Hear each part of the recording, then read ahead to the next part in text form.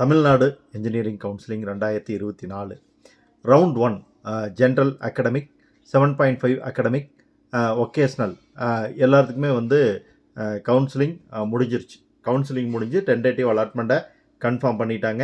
அதில் tentative allotment வந்து ஒரு குறிப்பிட்ட எண்ணிக்கையிலான மாணவர்கள் 6000க்கும் மேற்பட்ட மாணவர்கள் டென்டேட்டிவ் அலாட்மெண்ட்டும் 10,000க்கும் மேற்பட்ட மாணவர்கள் வந்து ப்ரொவிஷனல் அலாட்மெண்ட்டும் வந்து வாங்கியிருந்தாங்க.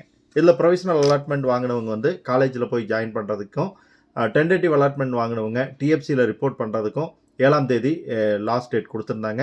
ஸோ அந்த லாஸ்ட் டேட்டுக்குள்ளே மாணவர்கள் எல்லாருமே வந்து இப்போது காலேஜுக்கோ அல்லது டிஎஃப்சிக்கோ போய் ரிப்போர்ட் பண்ணிட்டீங்க.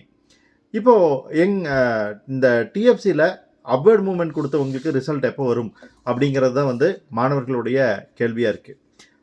நம்ம ஒரு விஷயத்தை தெளிவாக தெரிஞ்சுக்கணும். அப்வர்ட் மூவ்மெண்ட் அப்படிங்கிறது யாருக்கெல்லாம் கிடைக்கும்னா, இந்த சாய்ஸ் பில்லிங்கில் கலந்துக்காதவங்களுடைய சீட் இருக்கும். அதுவும் டென்டேட்டிவ் அலாட்மெண்ட் வந்ததுக்கப்புறமும் அதை கன்ஃபார்ம் பண்ணாமல் விட்ட ஸ்டூடெண்ட்ஸோட சீட்டும், இப்போது டிஎஃப்சியில் போய் ஸ்டூடெண்ட்ஸ் எதுவும் அலாட்மெண்ட்டை கன்ஃபார்ம் பண்ணாமல் விட்டாங்கன்னா அந்த சீட்டும், ஸ்டூடெண்ட்ஸ் வந்து காலேஜில் போய் சீட்டை கன்ஃபார்ம் பண்ணாமல் விட்டாங்கன்னா அந்த சீட்டும் கவுன்சிலிங்க்கு வரும், அப்வர்ட் கவுன்சிலிங்க்கு வரும்.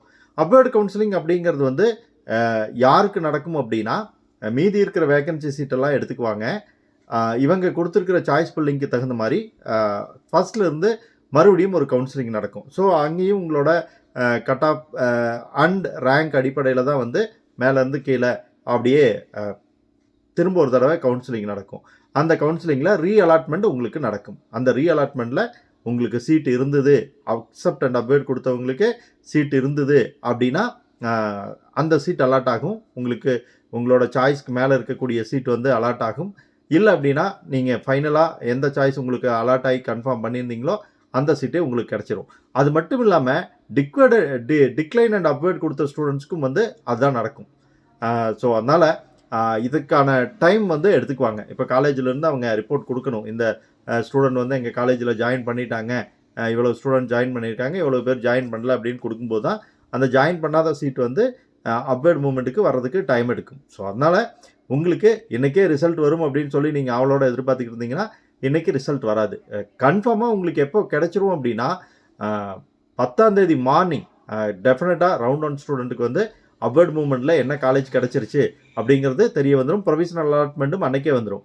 அதுலேயே டேட் அண்ட் டைம் கொடுத்துருப்பாங்க. அந்த டேட் அண்ட் டைமுக்குள்ளே நீங்கள் போய் காலேஜில் ஜாயின் பண்ண வேண்டியிருக்கும். ப்ரொவிஷனல் அலாட்மெண்ட்டை நான் மிஸ் பண்ணிட்டேன் அப்படிங்கிற ஸ்டூடெண்ட்டுக்கான ஆப்பர்ச்சுனிட்டி மிஸ் ஆனது தான். ஒரு வேளை இன்றைக்கி இது நீங்கள் கால் பண்ணி கேட்டு காலேஜில் இருக்குது வர சொல்லி அட்ஜஸ்ட்மெண்ட் பண்ணியிருந்தாங்கன்னா பண்ணியிருக்கலாமே தவிர, நேற்று ஈவினிங் 5 மணியோட உங்களோட அலாட்மெண்ட்டுக்கான வேலிடிட்டி முடிஞ்சிருச்சு. திரும்ப நீங்கள் அடுத்த ரவுண்டில் இருக்குது கலந்துக்கிட்டு புதுசாக காலேஜ் எடுக்க முடிஞ்சது தான். பட் அடுத்த ரவுண்டில் கலந்துக்கிறதுக்கும் நீங்கள் வந்து நெக்ஸ்ட் ரவுண்டுங்கிற ஆப்ஷன் கொடுக்காதனால கலந்துக்க முடியாதுன்னு நினைக்கிறேன். ஸோ அதனால் மாணவர்கள் ரொம்ப கேர்ஃபுல்லாக இருக்கணும். ரவுண்ட் 2 மாணவர்கள் வந்து என்னவா இருக்கணும் அப்படின்னா, டென்டேட்டிவ் அலாட்மெண்ட் கன்ஃபார்ம் பண்ணும்போது டென்டேட்டிவ் அலாட்மெண்ட் கன்ஃபார்ம் பண்ணிவிட்டு அது ப்ரொவிஷனலாக அப்வேர்டா அப்படிங்கிறத முடிவு பண்ணிவிட்டு, அப்வேர்டாக இருந்தால் டிஎஃப்சிக்கும் ப்ரொவிஷனலாக இருந்தால் காலேஜுக்கும் பர்டிகுலர் டேட் அண்ட் டைமுக்குள்ளே நீங்கள் போய் ஜாயின் பண்ணிடணும். அதை ஞாபகத்தில் வச்சுக்கோங்க. இப்போது ஒருவேளை நான் டிஎஃப்சிக்கு போகலை, என்னோடய அப்ளிகேஷன் கேன்சல் ஆகிடுச்சு அப்படின்னா என்னோடய ஃபீஸ் திரும்பி வந்துருமானா வந்துடும். அதுக்கு தான் உங்களுக்கு வந்து பேங்க் அக்கௌண்ட் வாங்கியிருக்காங்க. சர்டிஃபிகேட் மட்டும் நீங்கள் டிஎஃப்சியில் கேட்டு பாருங்கள். அங்கே இருந்து உங்களுக்கு ஹேண்ட் ஓவர் பண்ணுவாங்களா, அல்லது நீங்கள் எந்த காலேஜ் வந்து டென்டேட்டிவாக கன்ஃபார்ம் பண்ணியிருந்தீங்களோ அந்த காலேஜில் கிடைக்குமாங்கிறத நீங்கள் தெரிஞ்சுக்கலாம். டென்டேட்டிவ் வந்து டிஎஃப்சிக்கு போயிட்டு ஜாயின் பண்ணிவிட்டு காலேஜ் போகாமல் இருக்கிற ஸ்டூடெண்ட்டுக்கு இது நடக்கும்.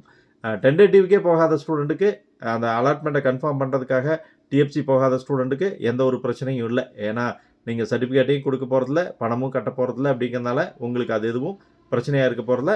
சீட் மட்டும் உங்களுக்கு கேன்சல் ஆகிடும். தகவல் வேறு ஏதாவது தேவைப்பட்டது அப்படின்னா கீழே கமெண்ட்டில் கேளுங்க.